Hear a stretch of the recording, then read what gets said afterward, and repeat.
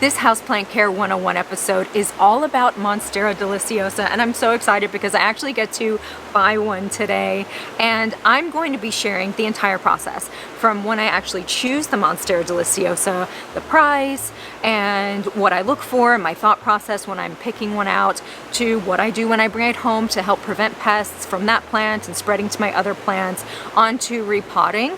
How do I know it's time to repot? What type of pot do I choose? What's the perfect soil for a Monstera Deliciosa? Because it does have specific requirements as far as soil. Also, how to stake a Monstera, how to fertilize it. I don't know about you, but for me, I prefer to actually see the entire process instead of just being told about it. So that's why I'm bringing you along with me today for every step of the process. And I'll just be sharing everything you need to know along the way.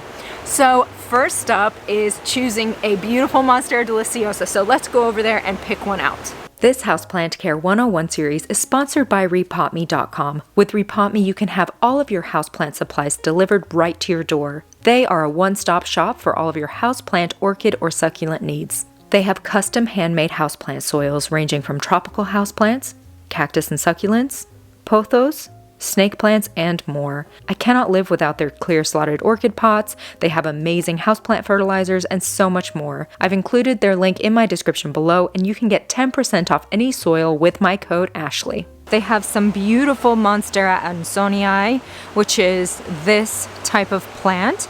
Now today's video is specifically about Monstera Deliciosa, but pretty much everything I'll be talking about can also be related to the Monstera Adansonii as well, as this is a very, very popular houseplant. Now this plant has the fenestration or the holes on the inside of the leaves, where this one has them more on the outside of the leaves, as you can see here. This is another interesting Monstera. This is a Monstera CM, $32. And what's really nice is most nurseries carry Monstera, and especially Monstera Deliciosa. And not only do they carry the plant, but they'll have different sizes, which is so nice because you can get the plant that actually fits within your budget or the space that you want to put it in. So it's a good idea to have the space in mind and the size plant in mind that you want to purchase ahead of time. Now, I would recommend, if you are wanting to have a big plant at the end of the day, I find it is so worth it to invest the extra dollars if you can, and go ahead and get a large plant to start with. Even though Monstera Deliciosa is a fast growing plant, it can still take a long time for these plants to grow large, especially in our homes where we don't have the perfect conditions of their tropical environment. So I say go big. If you have the opportunity to. So let's take a look at the different options. They have three choices here. They have this small Monstera Deliciosa. This one is $11.95, and it's still a baby. It's a wee thing. It doesn't have any of the fenestrations on there yet, or the holes, but it will start to get them before too long. The next leaf, or the next couple leaves from now, they should start to get fenestrations, but it will take a little while. Again, $11, at least you could get a little start on it. And look at this. This is one of the things that I look for when I'm choosing a houseplant, and that is to have a lot of plants in it. I just prefer to have one that has multiple plants. That way, in case one dies or something happens, you have other ones to go with. And this is a very, very full pot. I'd say this is a good value for $11 or $12. Now, the next thing that I look for are pests. So let's go over to their next size, and it's this one. It looks like it's about a 6-inch pot, and it is $24. It does have some nice fenestrations, which is so beautiful, and you can see it has aerial roots. But the next thing that I look for on a plant is pests, and usually I'm not touching all the leaves of the plants, but just to show you and demonstrate, right here you'll see little cobwebs.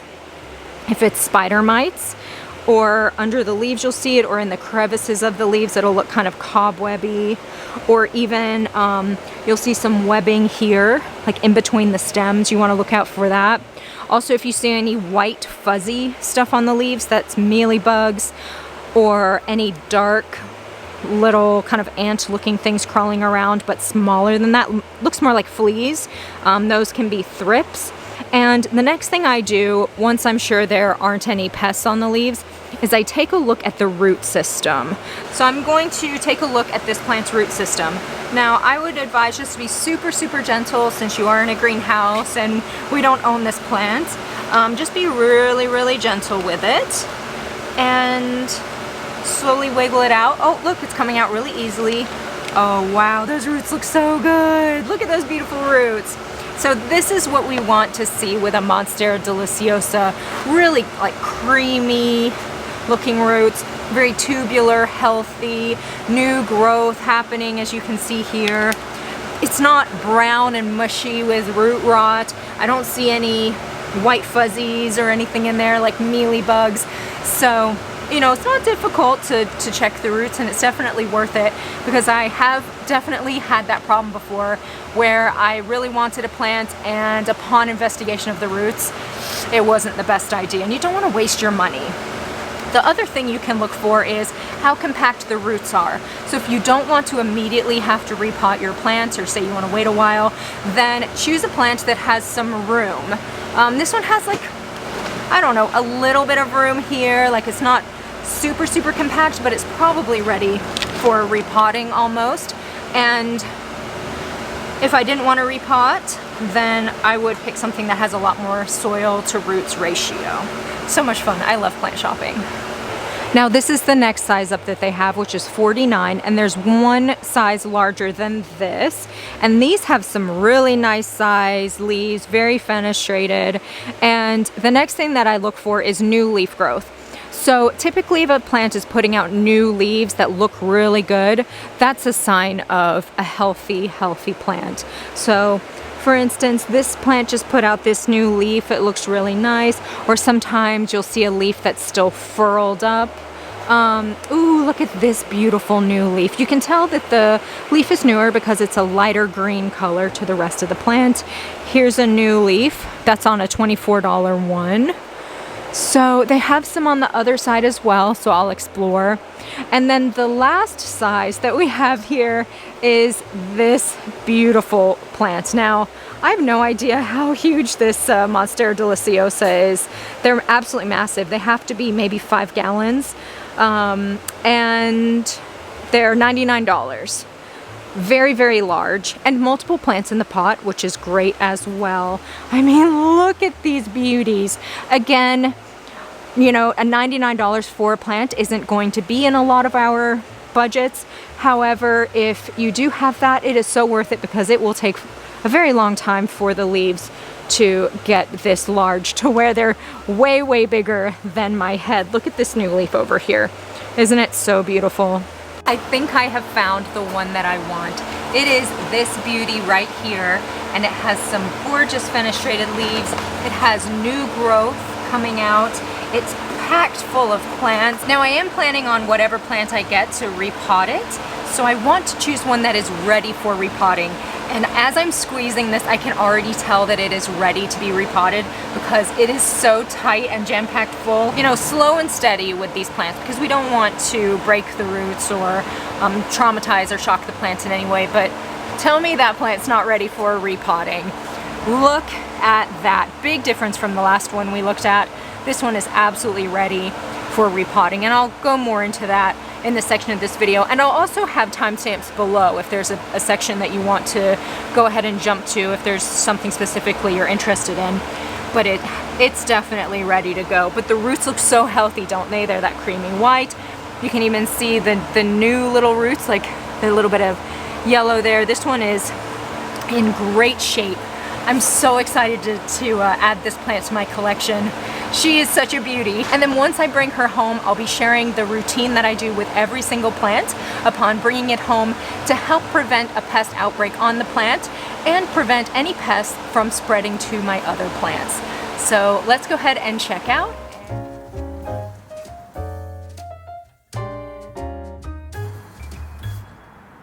All right, I am home. I have my beautiful Monstera, and it's fitting because this is my Monstera bathroom. But then the next thing I do is actually treat the leaves when I bring it home, and that helps with any pests I may not have seen, and also any eggs that may be on the plant, etc., etc. Now, the one thing I would recommend is some sort of device to prevent any soil from going down your drain, because that's like the last thing that you want is a clogged up drain because of soil. Now I actually installed this cool little shower head for my plants because I'm a total plant nerd. So you want to make sure that the water is room temperature, not cold. I mean, these are tropical plants. If you go outside in the cold with them too long, they're gonna have a problem. So the same goes for their roots and the water that you put on them. Like a light, gentle thing. And then I just go through and do underneath. And I just go through and do every leaf. And it's good to do this with your plants every once in a while anyways, because it helps to get rid of dust and pests, and it's just hugely beneficial to your plants. So if you can do this at least once a month, great. I have way too many plants to be able to do this with all my plants all the time, unfortunately. So this next step you don't have to do. You can just stop at watering the leaves. That's a great step and you've done a lot there.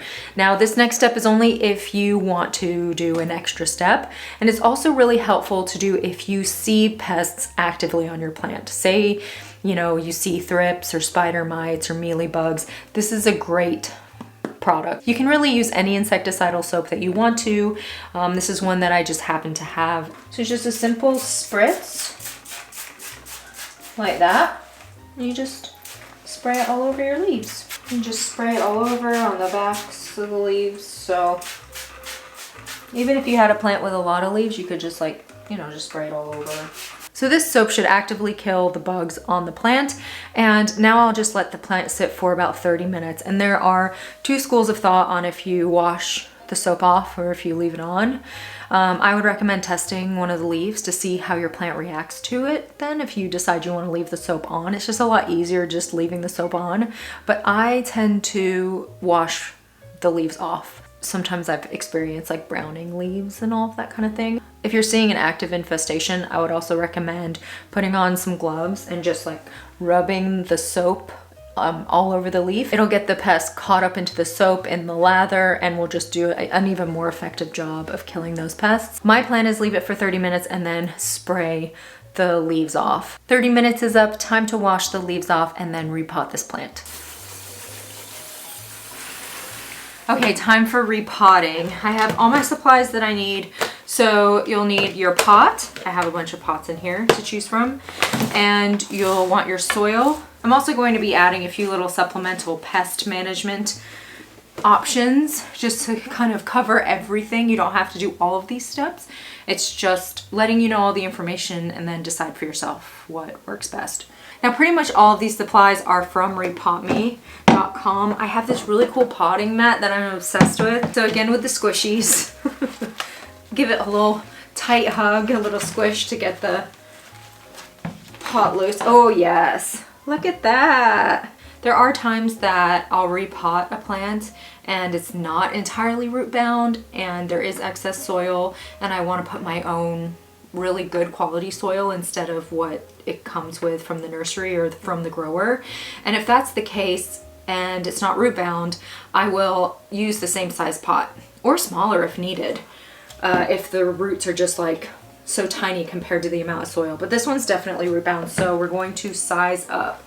So I think this is a good size up, and I love to use the clear slotted orchid pots. First of all, I like to use a nursery pot so I can use different cover pots, because Monstera, they only need to be repotted every 1 to 2 years. You know, the plant will let you know when it wants to be repotted. So if the plant has stopped growing altogether and it doesn't have a pest issue, and you see that the roots are coming out the top, you know, like this, like if the plant looks like this one does, then it's ready for a good repotting. Like if I left this one for a lot longer, it would probably stop putting out a lot of new growth. It would probably put out small leaves, like the new leaves would be really small. So the nursery pots are great, not only because I like to use cover pots and I can just put them into the cover pots and just keep it potted up in its nursery pot, but also I love the clear ones to keep an eye on the roots, to keep an eye on the moisture. It just, in one glance, lets me know exactly what's going on with the plant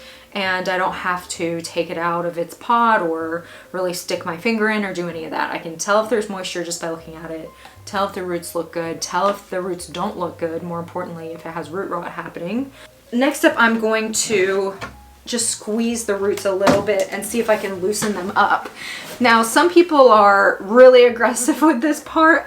I don't like disturbing the roots too much. I feel like they'll kind of navigate out into the new soil themselves over time, and do it at its own pace is fine with me if it means that even if it's a little bit slower to explore its new soil than if I really went after the roots. So this can be really helpful when you're trying to just aerate the plants a little bit and loosen up the roots. I'm just kind of sticking it in there and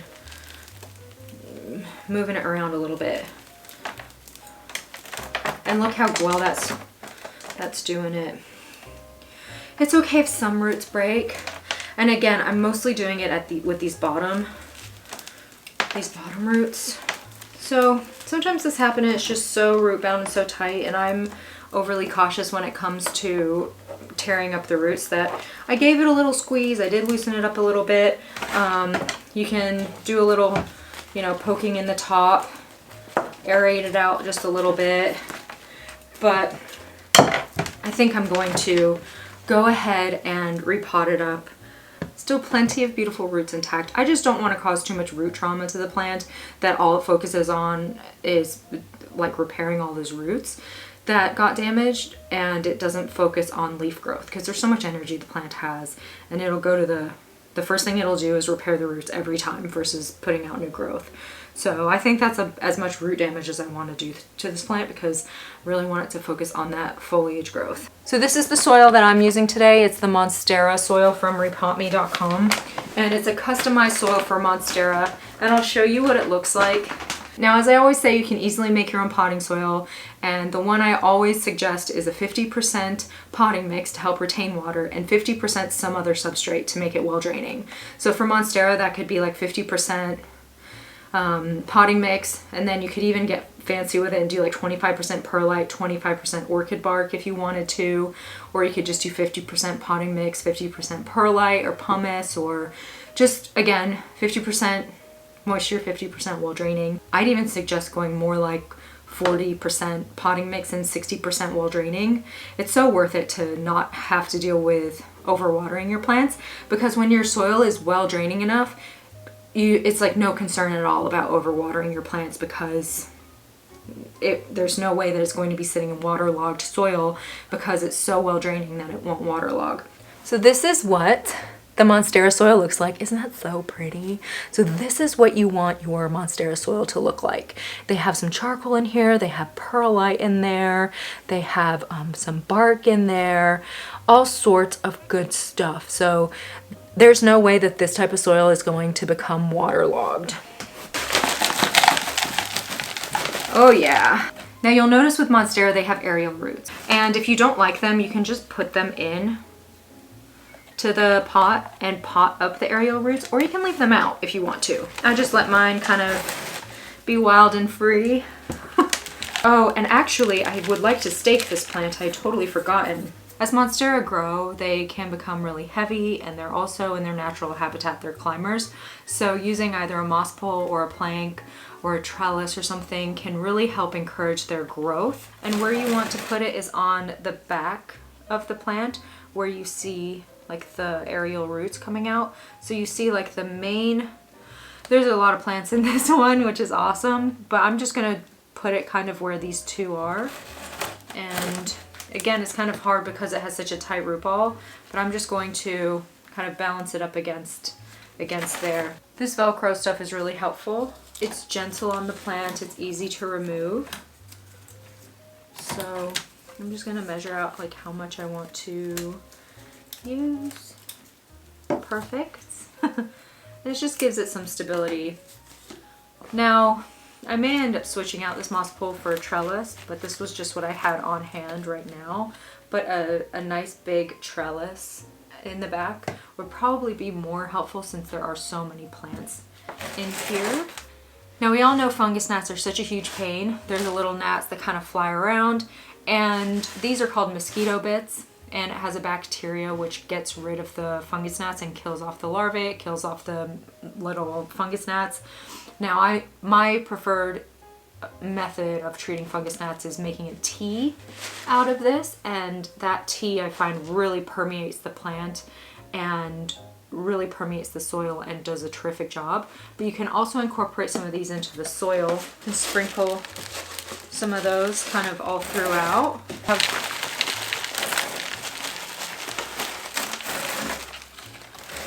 I really like not having to buy all the individual pieces and just having the customized soil, and it looks so good.